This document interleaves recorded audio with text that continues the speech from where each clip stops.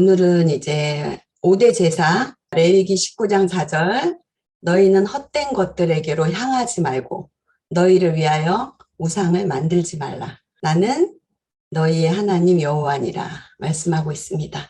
이 레위기를 근거로 저희가 7번에 나눠서 5가지 제사를 함께 나누었습니다. 제사는 뭘까요? 제사는 거룩입니다. 우리 다음 세대 친구들 기억하면 좋을 것 같아요. 구약에 나오는 아주 굉장히 복잡하다 뭐 이렇게 인식하는 것보다 제사는 거룩입니다. 하나님은 거룩하시죠. 5대 제사, 번, 소, 화, 속속. 우리 7절기 할 때 유무초 오나 속장 외웠잖아요. 유무초 오나 속장. 제가 이제 이거를 자료 찾다가 좀 적합한 게 있어가지고 그래서 이제 우리 친구들 위해서 간단하게 번제는 자기 부인이다. 소제는 자기 희생, 봉사. 그다음 화목제는 나누는 거. 재물을 다 나눠서 먹죠. 그다음에 속죄제. 입을 움직이면 잘 외워집니다. 속죄제. 회개와 자백. 마지막 뭐죠? 속건제. 남의 재산을 존중해라. 남의 물건 존중하는 거. 자, 다른 건 다 몰라도 제사는 거룩입니다. 기억하시면 좋을 것 같아요. 제가 거룩에 대해서 찾아봤는데 밤을 새워도 다 찾을 수 없을 정도로 많더라고요. 레위기 11장 45절 제가 읽겠습니다. 나는 너희의 하나님이 되려고 너희를 애굽 땅에서 인도하여 낸 여호와라. 내가 거룩하니 너희도 거룩할지어다. 출애굽기 19장 6절 너희가 내게 대하여 제사장 나라가 되며 거룩한 백성이 되리라. 레위기 10장 3절 이르시기를 나는 나를 가까이 하는 자 중에 내가 거룩하다 함을 얻겠고 온 백성 앞에 내가 영광을 얻으리라 하셨느니라. 레위기 20장 26절 너희는 내게 거룩할지어다. 이는 나 여호와가 거룩하고 내가 또 너희로 나의 소유를 삼으려 너희를 만민 중에서 구별하였음이니라. 아마도 밤새도록 거룩을 찾아서 읽어도 이 거룩이라는 말이 굉장히 많이 나오더라고요. 성경에. 속건제를 아주 간단하게 좀 요약을 해봤습니다. 속건제 야샴 히브리어로 3가지 경우에 속건제를 드립니다. 성물에 대해서 죄를 범했거나 율법이나 계율을 범했을 때 사람에게 손해를 끼쳤을 때 이런 경우에 드립니다. 죄를 갚는 것과 보상하는 것. 죄의 빚을 갚아야 되는데 그 말씀의 근거는 골로새서에 나와 있습니다. 우리를 거스르고 불리하게 하는 법조문으로 쓴 증서를 우리가 죄를 지었다고 법조문에 쓰여져 있는 거예요. 율법에.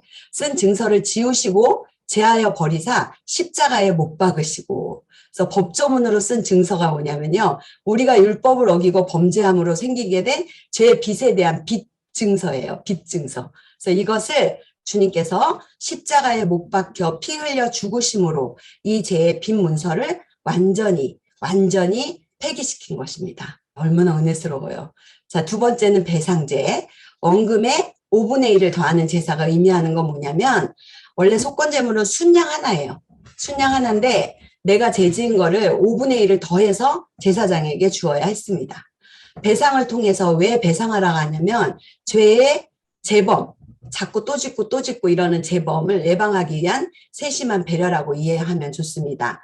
5분의 1을 더하는 이유는 나의 잘못을 인해서 받게 된 피해자 있죠. 피해자의 마음의 고통까지 보상해주는 의미. 5분의 1을 더하라는 의미는 내 잘못 때문에 피해를 입은 그 사람의 마음의 고통, 밀양 영화 생각하시면 됩니다. 전도연이 통곡하고 울었던 거, 하나님께 용서만 받으면 끝이 아니라 그 고통을 받은 피해자의 마음의 고통을 얘기하고 있습니다. 저는 좀 이거 많이 생각하게 되었어요. 속건제 다루면서 성물 중에 가장 귀한 성물 바로 사람, 하나님의 형상으로 지음받은 저와 여러분입니다. 가장 귀한 성물이. 그래서 사탄에게 죄 때문에 팔려간 사람이라는 성물을 주님께서 값을 치르고 다시 찾아오시기 위해 속건제물이 되셨다는 것입니다. 그리스도를 통한 배상이 있습니다. 죄의 값은 오직 생명으로만 배상한다는 것이 하나님이 정하신 법입니다. 그런 의미에서 예수님의 대속적인 죽음은 우리가 지불해야 될 죄의 값을 그리스도를 통해서 배상하신 거예요. 자기 몸을 주신 것이에요. 그래서 복음이 공짜인 이유는 그냥 공짜가 진짜 공짜가 아니라 이미 주님이 갚아주셨기 때문이고 우리가 그것을 갚을 능력이 없기 때문이에요.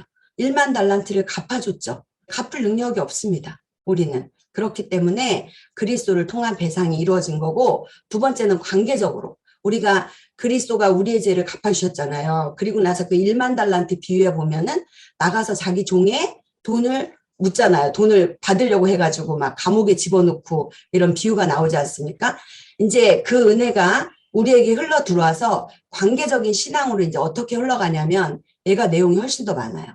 어떤 제사보다 속건제가 다른 제사보다 하나님과의 관계와 이웃과의 관계가 긴밀하게 연결돼 있어요. 그래서 이웃에 대한 죄는 하나님에 대한 신실함이에요. 이웃에 대한 죄는 하나님에 대한 신실함, 즉 우리가 하나님을 진실로 믿고 그분을 신뢰하는 게 없기 때문에 일어난다는 거예요. 이웃에 대한 죄는 하나님에 대한 신실함, 진실과 신뢰가 없기 때문에 이걸 탐욕이라고 해요. 그래서 배상의 목적은 피해자의 회복이 목적이에요. 배상해 주는 거는 돈만 띡 갚고 끝나는 게 아니라 그 마음의 고통까지 해결해 주는 그 회복을 목적으로 합니다. 그래서 주님의 십자가로 인해서 죄인이 용서받고 의로운 삶을 살아가는 소명을 우리가 요구받아요. 그런 것처럼 속건제는 피해자가 회복되는 걸 통해서 하나님의 공의를 실현하고 사랑의 공동체가 유지되는 거. 그걸 기억하면 좋을 것 같아요. 그래서 정당한 수고와 대가를 지불함으로 죄를 범한 자로서 내 책임을 다하는 것입니다. 그 배상제의 의미가 너무 정리가 잘 돼 있어요. 저는 여러 번 읽어서 이해가 되는데 여러분도 여러 번 읽으면, 왜냐하면 우리가 하나님을 사랑한다고 하면서 그렇지 않습니까? 우리가 되게 괴로운 게 이런 것 같아요. 내가 하나님 사랑한다고 하면서 이게 왜 관계 속에서 안 나타나지? 하나님을 사랑하는데 하나님 사랑이 정말 내 안에 때로는 절절하거든요. 그런데도 불구하고 이게 이웃과 이렇게 같이 나누고 이렇게 이웃을 사랑하는 것으로 흘러가지 못하고 되게 인색해요. 그래서 앞전에 보면 이걸 탐욕이라고 한다 이렇게 딱 나오는데 가슴이 철렁했어요. 탐욕이라고 한다. 그래서 마태복음에 보면은 제단에서 예물을 드릴 때 내 형제가 너에게 나쁜 감정을 갖고 있는 것이 생각나는 거예요. 제단에 예물을 놓아두고 가서 형제와 화해하여라. 그 후에 다시 와서 예물을 바쳐라. 이렇게 말씀하고 있습니다. 이웃과의 관계가 깨진 상태에서 드리는 예물은 흠이 있는 예물이 되기 때문입니다. 그래서 반드시 회개에는 용서가 선행되어야 합니다. 삭개오의 회개처럼. 주여 보시옵소서. 내 소유의 절반을 가난한 자들에게 주었사오며 만일 누구의 것을 속여서 빼앗은 게 있으면 내 갑절이나 갚겠습니다. 이렇게 삭개오가 고백하는 걸 볼 수 있습니다. 속건제를 신약의 예배로 본다면 사도행전 오순절 이후 사도들은 서로의 소유를 이렇게 통용했죠. 다 같이 나눴죠. 천국의 공동체가 시작이 되었어요.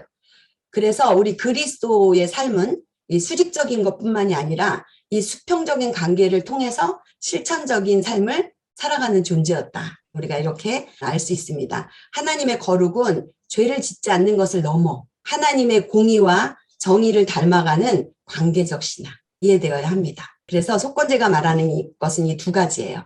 그리스도를 통한 배상이고 두 번째는 5분의 1을 더해서 이웃과 관계에서 그 이웃의 마음의 고통까지도 나누는 그런 이렇게 두 가지로 정리하면 좋을 것 같습니다. 오늘이 이제 마지막 타임이기 때문에 오제사를 조금 이렇게 정리를 했습니다. 5가지 제사 중에 번소와 속속. 번소와는 자원제예요. 내가 드리고 싶으면 이렇게 드릴 수 있습니다. 그런데 이 속속, 죄에 대한 이 속속이 두 가지는 의무로 드려야 됩니다. 가난한 사람도 드려야 합니다. 그래서 죄를 지으면 누구나 제사를 드려야 되는 의무제와 자기가 자원해서 드리는 3가지 제사를 기억하면 좋겠습니다. 번제, 소제, 화목제, 속제제, 속건제. 목적이 있습니다. 목적과 영적인 의미가 있습니다. 번제는 뭐냐면 관계, 정상적인 관계를 유지해주고 온전한 헌신을 상징합니다. 이것의 영적인 의미는 뭐냐면은 그리스도께서 생명 전체를 바쳤음을 의미하고 그리스도 안에서 연합된 우리를 말합니다. 그래서 번제는 뭘 기억하면 되냐면 다 온통 태우는 거거든요. 온전히 주님과 하나 되는 거, 연합을 의미한다 이렇게 기억하면 좋겠고, 소제는 가루였죠. 고운 가루 기억나시죠? 고운 가루는 뭘까요? 행위의 성별, 하나님에 대한 충성과 순종을 상징한다. 그래서 그 다음에 영적인 의미를 보면 예수 그리스도의 인격의 무죄성을 의미하면서 성품을 얘기해요. 예수님의 성품. 그래서 곱게 으깨진 예수님처럼 그 예수와 연합된 우리 역시 우리의 성품이 교체됐다. 우리가 예수에 연합되면 우리의 성품의 교체잖아요. 그게 변화가 아니라. 그래서 그것을 의미하는 게 바로 소제인 것입니다. 화목제는 하나님과 경배자 사이에 이제 친교가 일어나는 거예요. 그래서 이제 종류에 따라서 감사제도 드리고 서원제도 드리고 자원제도 드렸어요. 기억나시죠? 이것의 영적인 의미 무엇일 것 같아요? 화목이니까? 화목이지 않을까요? 예수님은 하나님과 예수 그리스도와 화평, 우리 역시 그리스도를 통해 성도와 하나님과의 화평, 샬롬을 의미합니다. 자, 이제 죄를 상징하는 속죄제, 속건제 두 개가 거의 비슷해요. 죄사함을 받기 위한 것이고 영적인 의미는 그리스도의 속죄 사역을 의미합니다. 그래서 예수 그리스도를 통한 우리의 속죄를 의미하고 속건제는 배상이 있었죠. 그래서 그거는 예수 그리스도를 통한 모든 죄책이 사라진 것을 말합니다. 조금 어려울 수 있는데 제가 우리 언어로 바꿔놓은 거예요.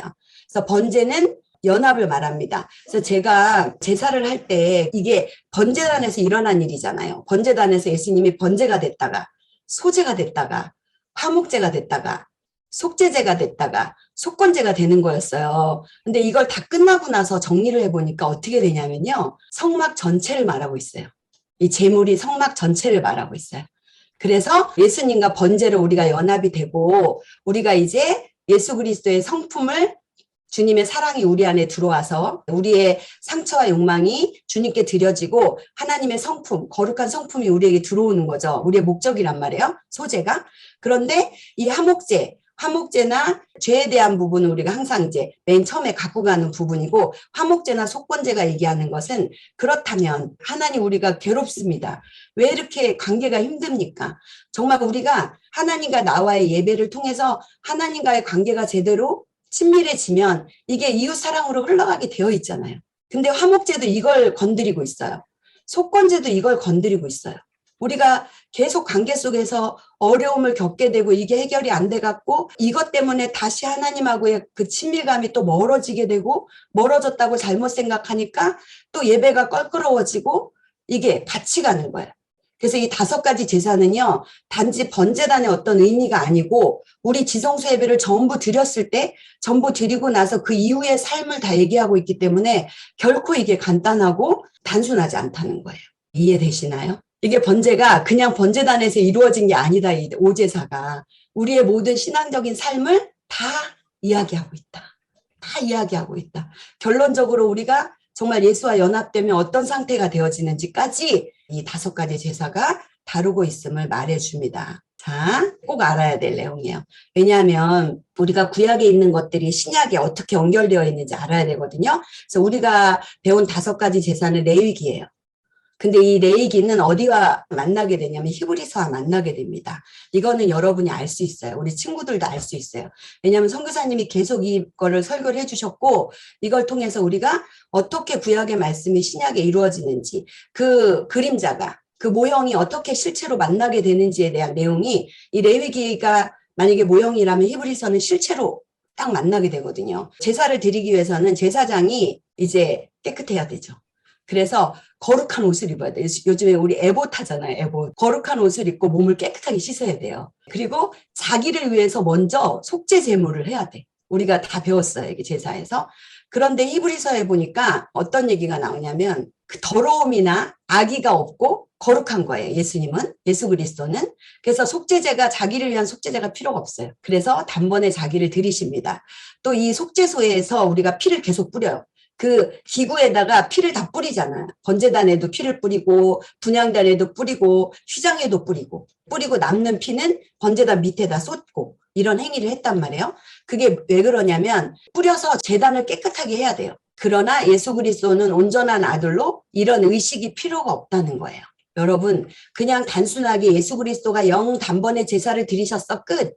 이런 것과 이런 것들을 좀 알아서 제대로 이게 히브리서에 나오는 이 말씀들이 이걸 의미한다는 걸 알면은 여러분이 앞으로 성경을 읽고 알아가는데 굉장히 유익합니다. 그래서 우리는 예수의 피를 힘입어서 성소에 들어간다고 멘트를 하는 것입니다. 자, 속죄 제물은 백성을 위해서 속죄제 염소, 양, 소를 계속 잡아서 속죄소에 그걸 뿌려야 돼요. 그러나 예수 그리스도는 어떠시냐면 자신을 드렸어요. 이 제물로 자신을 드려서 죄를 없이 하셨습니다.